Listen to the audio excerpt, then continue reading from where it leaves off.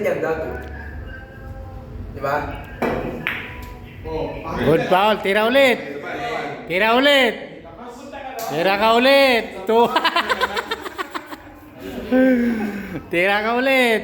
Content. Oo, sige, tawagan kita mamaya. Ayan, amazing na. Ano yun, foul 2 ha?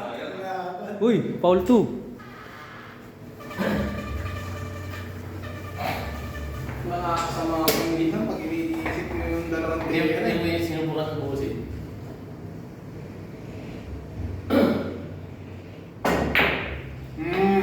Uy!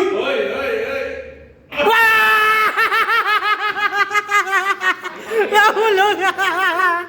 Aray! Aray ko!